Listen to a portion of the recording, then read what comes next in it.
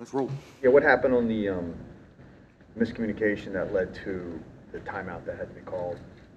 Yeah, we just had a miscommunication on a personnel grouping. Really never should have happened. So, anytime that happens, obviously, it's not great. We ended up getting to the play, that we wanted to, but something that you obviously don't want to do. Right. Brian, can you take us into the sequence after the penalty to back you up to 1st and 20? For sure. Yeah. Those three plays and why you called them in the game. Yeah. So, when you get in those type of 4-minute situations, there's 3 different things that you're managing at that point. I think the first is obviously down the distance. You're managing the clock. Obviously, you don't want to try to give them the ball back. And then you're managing the kick line. So, all three of those things really come into play. So, the first down, we get 4, 2nd and 16. Buddha makes a fantastic play. It was a play that had a chance to be really, really big and be a big hit. Credit to Buddha Baker. He made a fantastic play on that particular play. And then, what ends up happening is now you lose 4 yards, and so you're 3rd and 20, right? So the priorities of what you're trying to manage really change, like, each play throughout that sequence. So now you get yourself into a 3rd and 20, and you want to put yourself in a position to score points, because that's not obviously an area on the field where you're going to punt the ball. And with the way the wind was in that stadium on that side, like, we had to get to the kick line. So that was the 3rd and 20. It obviously has multiple options on that play call. If you get a pressure look, that's where we were going to. And if we didn't get a pressure look, then the play would have been something else. So, the guys executed, what we tried to do. Unfortunately, just weren't able to get it done. Is there any validity to the argument that maybe that's just overthinking, like worrying about all those things where it's, you just operate the offense, utilizing your best players, getting it to A.J. Brown, just trying to attack and score? Yeah, I think anytime something doesn't work, like, obviously, I think that's a very normal and natural reaction. So, but, I think we've played situations like that very, very similar when you talk about 3rd and super long in field goal range close to the line. That happens. But, to answer your question, anytime that something does not work, then, obviously, you kind of go reassess and be as critical as possible and say, I wish, or maybe we could have, or I could have done something different. And maybe that would have worked and maybe it wouldn't have, but I think that's the nature of the game that we play. On second and 16, you mentioned clock management in terms of perhaps yielding a longer 3rd down with a run in that situation. How much were you balancing the clock versus gaining substantial yardage there to make a easier 3rd down? Yeah, it's both, right? I mean, that was a play we've run over the last couple of weeks for some really explosive runs. It was at a 15-yarder, had a 10-yarder earlier in the game on a very similar play. So, that one, with those guys in that situation, 2nd and 16, you try to catch them off guard playing with a 2nd and pass call and see if you can pop one and get some yardage to get you into a safe spot to where you can go be super aggressive on 3rd down once you're in comfortable field goal range. And, we ended up losing 4, and that kind of just changed the mode and the mindset for the 3rd down play. Why wasn't A.J. more involved in the second half? Why wasn't A.J. more involved in the second half? Yeah, I mean, we didn't run a whole bunch of plays. He had, I don't know, I guess 1 catch. Yeah, so, he had 1 catch in the second half. I don't remember exactly every single pass that we ran in the second half. But, A.J.'s a great player, and we gotta force him the ball sometimes and make sure to get him going. When you talk about the kick line on that 3rd and 19 or whatever it was, you were, I think, at the 30 at that point, so you're still within Jake's range. Of course, at that spot, it'd be a little more difficult kick than you get a few yards there. But is the conservative call there more about the fear of taking a sack in that situation? Yeah, well, you really, like, a sack right there, effectively gives you 0 points probably in that case. So, yeah, you want to give yourself the opportunity to score points. And, you know, when you have those third and super long situations, they all play very, very differently. You know, I think, for example, you take a look at a couple weeks ago, we had a 3rd and 20, and we called a go route. But, I mean, the ball was just in a completely different area of the field with a different circumstance in terms of how to manage the game. So, you know, points are obviously at a premium at that point, and, you know, that was the direction. Is Nick in your ear telling you whether to be aggressive or conservative there? We have constant communication in terms of the game management and you know, how we want to execute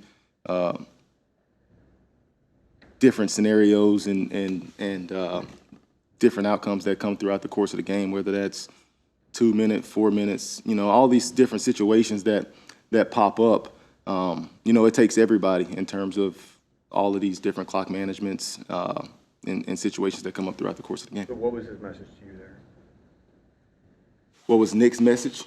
Yeah, ultimately, like, before we got the penalty, it was, you know, we wanted to try to score. And, you know, on the 3rd and 20, like, you know, we're trying to make sure that we can ensure some points and get a field goal and not put ourselves in a situation where we lose yardage. And, you know, you have something safe that's going to get completed and that's going to be, you know, a decent play versus whatever looks they show.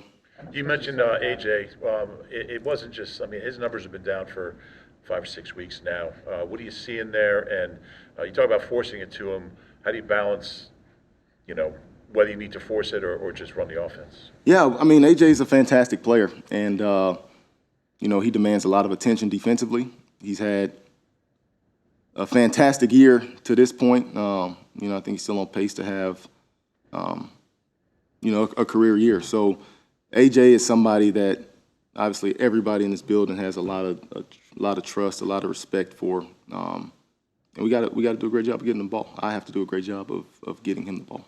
How much does the second half game plan change when it goes from 21-6 to 21-14? And again, whenever your time is diminishing and as the game's going on that way. Well, the game plan really didn't change, Mud. It's always about us and our execution and what we do. You know, so, you know, unfortunately, what ended up happening, we had a 3 and out in that first drive, and you know, we had a 3rd and 6, and we ended up not converting. And, you know, you get the ball back and it's 21-21 and you go down and score. But, you know, I think just our mentality and our mindset, you know, nothing really changed for us in terms of the second half of how we wanted to attack, how we wanted to move the ball and how we wanted to execute. Brian, going back to that second to last drive, you talked about the desire to get points there, regardless of if you're settling for a field goal. To that point in the game, the defense had conceded 3 straight touchdowns in the second half. Why didn't the defense's play that day factor into your decision in not trying to go for a touchdown? Yeah, I don't know if I can answer that question for you. I don't know if I can answer that question, but for us offensively, in terms of the situation and what we were trying to accomplish, that was the mode that we were in offensively. Just in general, Brian, in high leverage situations, not in this game, just any game. From your perspective, you're always trying to get the ball to AJ, Devontae Dallas. Nick tells us that all the time. But is there more of an impetus to get the playmakers, the big-time playmakers involved in those high leverage situations? Yeah, for sure. You know, but I also think that all of those guys are more than capable, and you know, we always talk about the play doesn't care who makes it, and you know, we got a lot of guys on this team that can make plays and that have made plays throughout the course of their career and throughout the course of their time here, and we have a lot of faith and confidence and trust in all 11 guys out there, and when you do get in those high leverage situations, you know, guys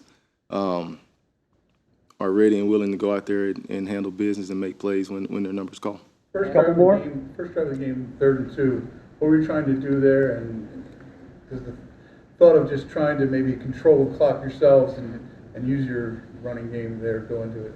Yeah, I mean, all of those 3rd and 2s are very very unique in terms of those guys and knowing a little bit of what what our mode is on some of those 3rd and 2s, and just based on that field position, we felt like, or I felt like it was a chance for us to potentially get an explosive play and create a chunk. So, again, when it doesn't work, like obviously I'll accept that and move forward and continue to try to put our guys in the best position possible. In general, when you have a game where you're not getting a lot of offensive possessions, does it change the way you call plays or the game plan?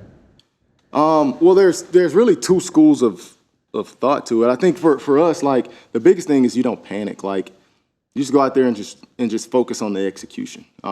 Regardless of whether you have 12 possessions, 6 possessions, or 20 possessions. Like, each play becomes so independent. Now, what ends up happening is when you have less plays, mistakes become magnified. And so, you got to really focus on the cleanliness that you play with, the operation, the communication, and the execution.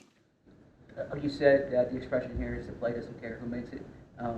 In your experience in 30 years of football, does the player care who makes it? Does the player care? Yeah. Yeah, I think the player does care, and I think those are the type of people you want. Is you want people who want the ball in their hands. Like there is no doubt in my mind with the game on the line. Like Jalen Hurts wants the ball in his hands. A.J. Brown wants the ball in his hands. Devontae Smith wants the ball in his hands. Dallas Goedert wants the ball in his hands. Michael Jordan wanted the ball in his hands. But sometimes like that ball got passed to Paxton and Kerr, and they hit the shot as well. So. This is a team game. It is forever will be a team. It is the ultimate team game, and it takes everybody every single time. And fortunately for us, we have a bunch of guys who are more than capable of taking over games and being the best in the world at what they do. And we've got to just continue to keep working and put ourselves in a position to get ready to roll here. All right, thanks, Brian. Thanks.